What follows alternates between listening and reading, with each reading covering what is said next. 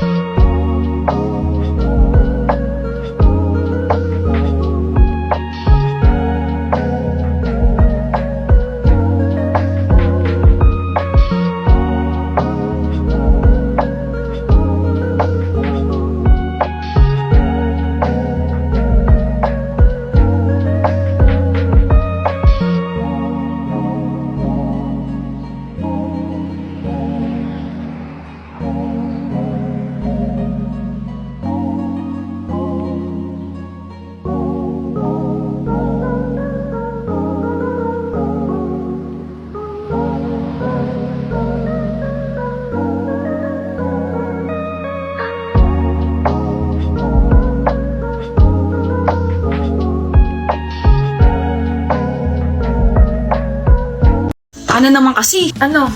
Ana na bang... Ana? Ana! Ano? Ana ka bang sasabihin sa akin? Steve? Ana na akong patience para makipag-usap sa'yo. Ana talaga? Kapag galit ka, anak cute mo. You can resist my cuteness, Ana. Kausapin mo na kasi ako na maayos. Ayoko. May tatanong lang naman ako eh. Makatingin naman to, akala mo naman ako lang nakikita. Stop it! Kung tanungin mo na kaya ako, no? Sa lahat ng mga naging crush mo, sino yung pinakamalakas ang appeal? Kala ko naman kung anong tanong. Yung crush ko na first year college ako. Sa lahat ng mga nagkagusto sa'yo, sino yung pinakagwapo? Yung lalaki ng third year college ako. Di kayo na. Naging kami nga.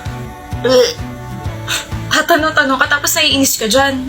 Sa lahat ng mga naging ex mo, sino yung gusto mong balikan? Ikaw? Ikaw, Steve. Ikaw yung gusto kong balikan. Ako? Si ano talaga mapagbiro? Gusto kita pero ex. Naging tayo? I mean, gusto kong maging tayo pero... Huh? Oo. Ba't ka ngumingit eh? Naging tayo. Last year. Hey, you know you don't really have to come, Ana. He called me.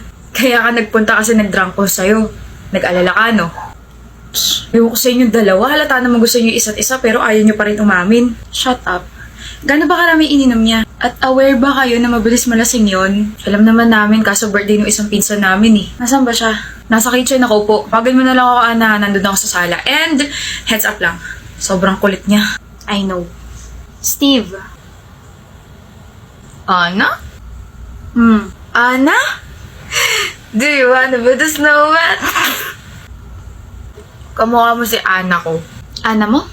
Si Ana ko na pinaana yung puso. Ako to si Ana.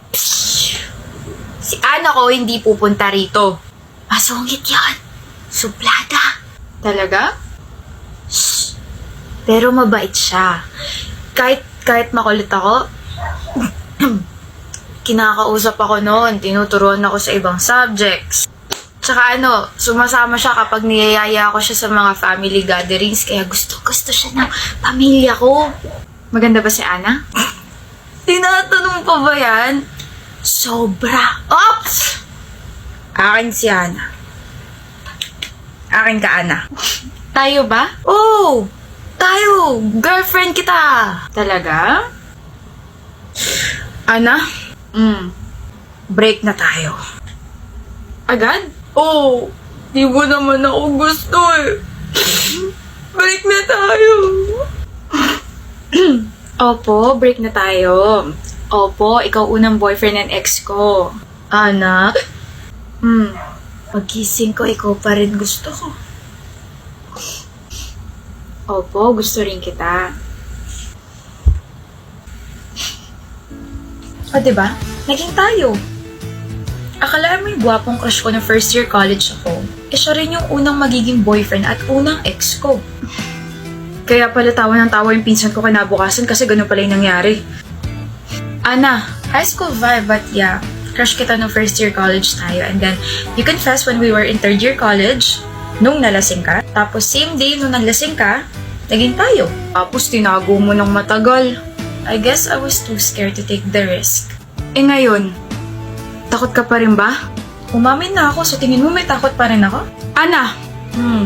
Niyaya kita sa isang formal na date. Niyaya kita na pakinggan muli ang nararamdaman ko para sa'yo. Niyaya kita. Okay, let's do that. Gusto kita, Steve. And now, it's the time to take this relationship seriously. Babalikan mo ex mo, ha? Babalikan mo ako, ha? Oo, tapos makikipag-break agad ako sa'yo after 2 minutes. Ana! Sabi mo, let's take this seriously. Don't worry. Seryoso ako sa'yo. Ana! Ba't ka tumigil? Hindi ko kaya. Ano? Hindi ko siya iiwan. Ay, naman. Sira ulo yung lalaking yun. Mamamatay tao yun. Before he became like that, inalagaan at minahal niya ako. Para siyang isang anghel na pinrotektahan ako by killing the criminals. Wala rin siyang pinagkaiba sa kanila. Tyrone, mahal ko siya. I'm sorry. Vander, ba't ka bumalik? Malaya ka na, Ayi. Bakit mo ko binalikan? Vander, kaya ko magulat para lang makasama ka. Pero masama akong tao. I know. Pero mahal na mahal kita. Sobrang mahal kita. Kaya dito lang ako sa tabi mo. Okay? Ay. Mahal kita. Mahal din kita. I know. Kaya pinapalaya na kita. Ano?